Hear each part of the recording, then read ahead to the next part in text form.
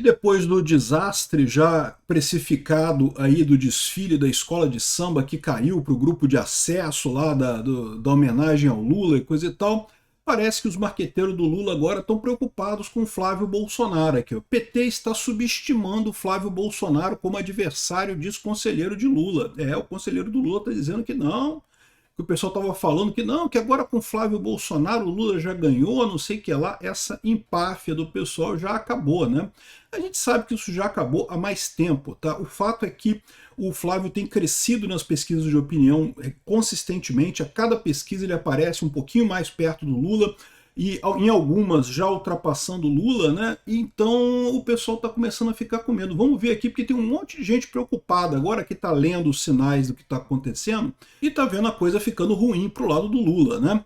É lógico, eles ainda falam que está tudo tranquilo, porque a economia está voando, então o Lula vai colher muitos frutos da economia esse ano, o que eu tenho minhas dúvidas, né? Mas enfim, vamos entender os argumentos do pessoal aqui para eles começarem agora. Eles estão preocupados com Flávio Bolsonaro. Eu sou Peter Turguniev, esse é o canal Ancapsu, e essas notícias foram sugeridas por Sindicato das Esposas que Odeiam Peter, Fux é o Elvis Presley do Judiciário e várias outras pessoas. Obrigado aí o pessoal que sugeriu notícias lá no nosso site, no visãolibertaria.com, e obrigado a você que está assistindo o nosso vídeo. Se você gosta do nosso conteúdo, por favor, deixe o seu like, se inscreva aqui no canal, né?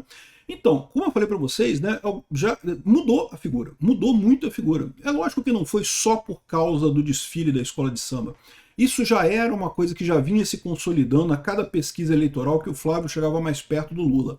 Mas aquela imagem que a gente tinha lá em novembro, dezembro, que o pessoal do Lula estava comemorando, não, não bate no Flávio não, deixa o Flávio consolidar, porque é melhor enfrentar o Flávio do que o Tarcísio.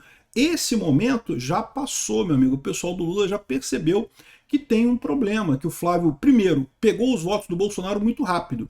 Esse negócio de transferência de voto não é tão automática quanto você pode pensar, não. O Lula passou aperto com isso. Ué, em 2018, o Lula não conseguiu passar para o Haddad os votos dele, né? O Haddad perdeu a eleição de 2018. A Dilma, mesmo a Dilma, acabou ganhando em 2010 por uma margem bem apertadinha, num momento em que o Lula, lá naquela época, tinha uma aprovação popular de 80 e tantos por cento. Olha só, um presidente tinha 80% de aprovação popular e teve que suar para passar voto para Dilma, né? Então aqui, ó, o PT está subestimando o Flávio Bolsonaro como adversário, diz conselheiro de Lula. Esse conselheiro de Lula, para quem não lembra dele, é o João Paulo Cunha. Já foi presidente do PT, era um cara muito ativo dentro do PT.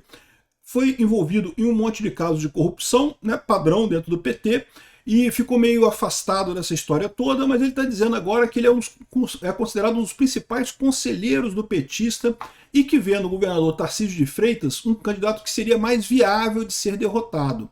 Então ele acha, ao contrário de todo mundo, inclusive eu tenho que confessar que eu acho o Tarcísio tinha chance maior de ganhar do que o Flávio Bolsonaro. Mas a opinião dele é diferente. Ele diz que acha que o Tarcísio seria mais fácil de ser derrotado. Cunha vê que o próprio partido fez uma leitura errada do cenário eleitoral que ignora fatos relevantes que pode comprometer o planejamento da campanha. Para ele, o peso do sobrenome Bolsonaro já está consolidado junto ao eleitorado, o que limita o impacto de ataques políticos ao longo da campanha. Então o que ele está dizendo? Se você atacar o Flávio Bolsonaro, dizer que rachadinha e não sei o que lá, é lógico que eles vão levantar um monte de coisa, mas a verdade é a seguinte, a gente já está numa situação que o pessoal não vai ligar para isso, vai ver que tá brigando com o Bolsonaro, ataque contra o Bolsonaro, e não vai se importar tanto com isso, porque já conhece o Flávio Bolsonaro. Na verdade, é uma coisa similar que acontece com o Lula. Né? A gente fala o tempo todo aqui que o Lula é um pinguço corrupto, e Lula é um pinguço corrupto, mas a verdade é que o pessoal que gosta do Lula continua gostando do Lula do mesmo jeito. Então não muda de figura nessa história, né? A rejeição do Flávio ou dos Bolsonaro é uma rejeição já medida, precificada. Sabemos que qualquer coisa que a gente jogar no Flávio não vai pegar, porque a rejeição já está no limite, assim como a do Lula. Ou seja, é uma reedição, na visão dele, de 2022 do Flávio Bolsonaro. Do Lula é uma reedição de 2022 do Jair Bolsonaro com o Lula. É lógico que, de novo, esse pessoal está falando isso daqui na expectativa de que não, né, vamos ganhar, ainda vamos ganhar. Mas eles estão esquecendo desse detalhe muito importante, como eu expliquei para vocês, que eles estão contando que a economia esse ano vai ser muito boa e que não vai ter outros problemas e que, portanto, o Lula vai chegar na eleição com muito mais fôlego, né? É um problema agora, mas lá na frente não vai ser problema, né? O João Paulo Cunha considera que o cenário é diferente do caso de Tarcísio, que ainda teria espaço para crescimento da rejeição. Então, ou seja, o Tarcísio ele tem espaço para crescimento eleitoral, é verdade, né? Justamente por ser menos conhecido no resto do país, mas também tinha espaço para crescer a rejeição do Tarcísio. Então, qual que seria o teto da rejeição do Tarcísio? Ninguém sabe. O teto da rejeição do Lula e do Flávio Bolsonaro está todo mundo já precificado já. E, diga-se de passagem, a rejeição do Lula é maior do que a do Flávio Bolsonaro. Isso é um problema para o Lula, né? O Tarcísio é um candidato novo, meio desconhecido no Brasil, um carioca que deu certo em São Paulo, não tem charme, não tem carisma. Isso é um problema realmente, tá? Isso não é uma coisa fácil de superar, muito embora eu ache o Tarcísio um cara que tem uma presença bem interessante. Ter apoio da Faria Lima, coração de São Paulo, não significa ter apoio do Amazonas, Mato Grosso, Rio Grande do Sul, Ceará, Bahia, etc. O candidato da Faria Lima invariavelmente perde a eleição. Eu não sei, tá? Eu acho que o Tarcísio, com o apoio do Bolsonaro, vai muito bem. Ele não consegue sem o apoio do Bolsonaro. Com o apoio do Bolsonaro, ele vai muito bem. A frente ampla formada por Lula nas eleições de 2022, no entanto, na visão do político, não foi completamente seguida ao longo do governo e pode pesar na articulação de uma chapa mais forte esse ano. Olha que coisa, o que ele está falando aqui é o que eu falei também. O pessoal, lá em 2022, tinha um monte de gente puta com o Bolsonaro, então todo mundo embarcou nessa ideia de vamos eleger o Lula. Não, porque o Lula vai fazer um governo de frente ampla, vai ser um governo de coalizão, um monte de gente junto. Acabou que o Lula ganhou, não botou ninguém de ninguém, foi só petista, fez um governo 100% puro sangue petista, cagou na cabeça de todo mundo que apoiou o Lula na eleição para montar um governo só petista. Isso agora vai cobrar o preço do Lula. Vai cobrar o preço do Lula, por quê? Porque o pessoal, agora o Lula vai falar, não, vamos fazer frente ampla de novo. Eu vou falar, porra nenhuma, né? No teu cu. Pô, se você não fez da outra vez, vai fazer agora por quê, né? Então, isso é um problema. Eu acho que nós perdemos um pouco de tempo. Isso que o pessoal da direção do PT e do governo está fazendo agora, de ir atrás do MDB, do PSB e de todos os partidos do centro, se a gente tivesse começado isso há um ano e pouco atrás, talvez estivéssemos numa situação um pouco melhor. O Lula, ao contrário, cagou para os partidos de centro e agora está querendo aproximar. Mas agora, meu amigo, agora está em cima da hora, né? E isso é um problema, a gente vai botar isso daqui junto com o que está dizendo a Vera Magalhães aqui, a costura do Flávio, tá? Que é justamente de trazer esse pessoal. Outra coisa que chama atenção, essa coluna aqui, o Mauro Paulino é esquerdista doente, né? Então ele fala aqui, o fator Bolsonaro. As intenções de voto escorrem de pai para filho de forma surpreendente. Ele está chateado com o fato de que, de fato, o Flávio Bolsonaro, antes ainda de começar a corrida eleitoral, já herdou todos os votos do pai. E aí ele conta essa história que eu falei para vocês aqui, não, que esse negócio de... Não, primeiro ele começa criticando o Bolsonaro. Não, porque a crise sanitária é gravíssima e não sei o que lá, e as mortes no Brasil, o cara é petista, né? Aí ele fala aqui, ó, mas no final das contas, é um poder de transferência inicial de votos inédito, comparável apenas ao de Lula, que elegeu a Dilma Rousseff no alto de 83% de aprovação. O Lula tinha 83% de aprovação no final do governo dele, lá do Lula 2, e conseguiu eleger a Dilma, mas não foi tão fácil não. A diferença para o Bolsonaro hoje é que o caso do apoio de Lula à Dilma não foi um processo instantâneo. Exigiu muito trabalho de comunicação e apresentação da candidata para o país. E vamos combinar, a Dilma era uma bomba mesmo, né?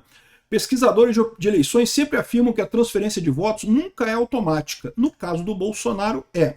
Mas aí que tá. Esse cara tá vendo a situação sem perceber as diferenças dos dois lados, né? Que diferença que tem? Primeira diferença, a questão da informação descentralizada e distribuída. O pessoal do lado da direita conversa muito mais entre si, tem muito mais informação entre si, diferente do pessoal da esquerda.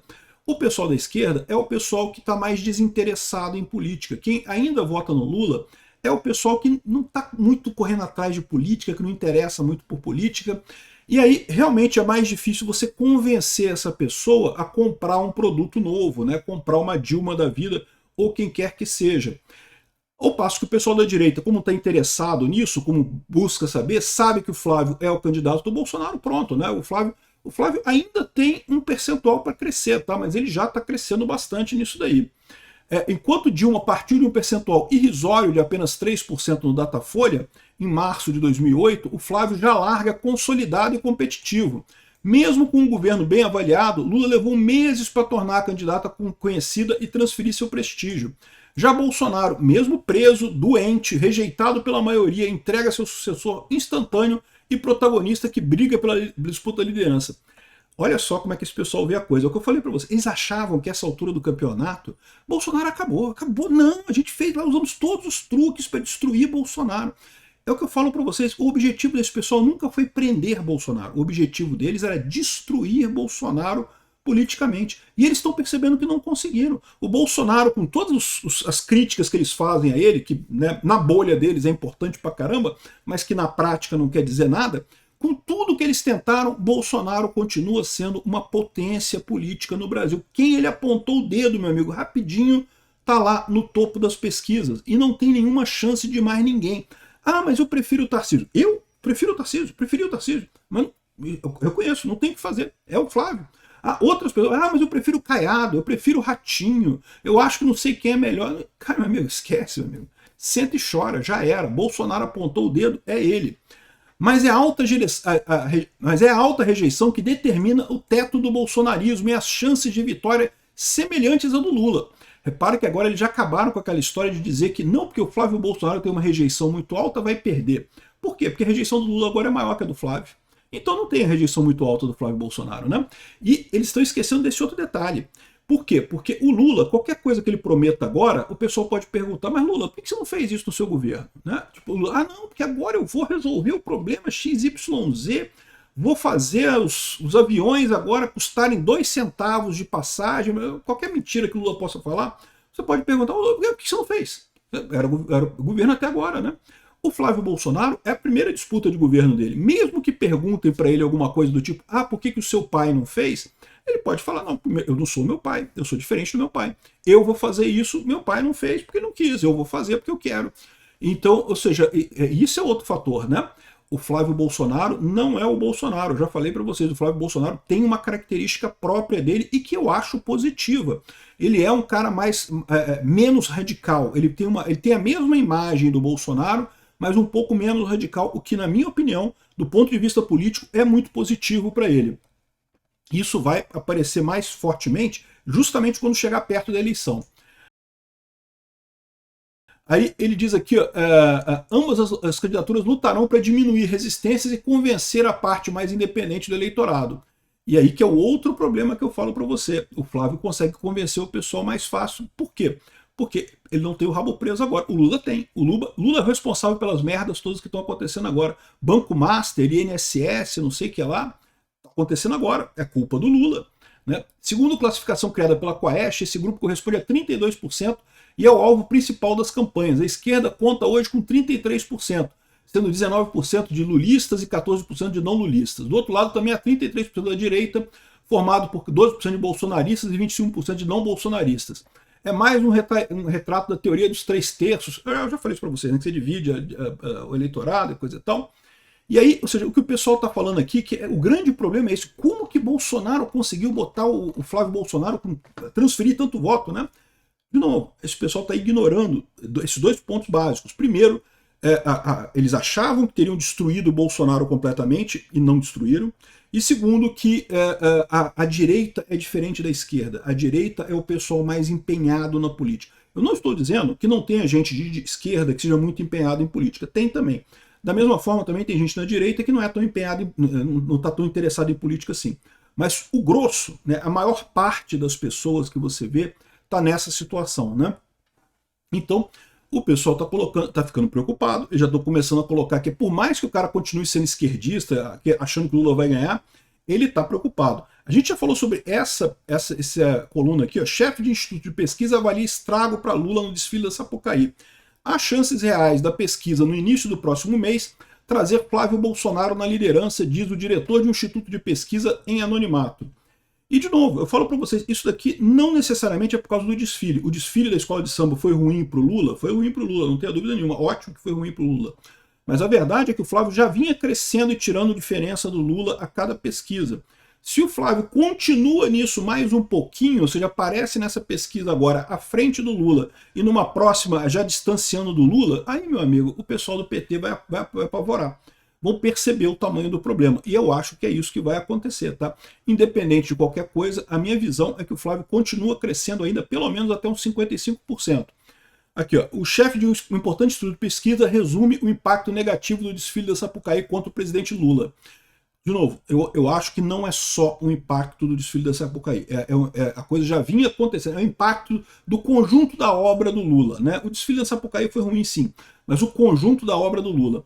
Há chances reais nas pesquisas no início do mês trazerem Flávio Bolsonaro na liderança, segundo esse diretor de pesquisa, que deve ser alguém que é próximo do Lula, deve ser Quaest ou Datafolha.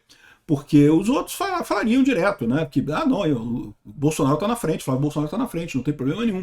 Se o cara está querendo botar em anonimato aqui, é porque ele é da galera que foi paga pelo Lula para criar pesquisas bonitinhas para o Lula, né? E outra coisa que chama atenção também é que a campanha do Flávio está surpreendentemente bem estruturada, tá? Olha só, a Vera Magalhães está preocupada aqui, ó. Enquanto o Lula samba, o Flávio costura. E ela fala justamente a questão da escolha depois do Flávio Bolsonaro ter tido uma reação negativa à escolha do nome do seu pai, ele está articulando palanques em estado-chave, né? Então ele fala aqui que tem uma série de articulações aqui, por exemplo, do Nicolas Ferreira não se candidatar a governador em Minas Gerais para dar espaço para o cara do PSD.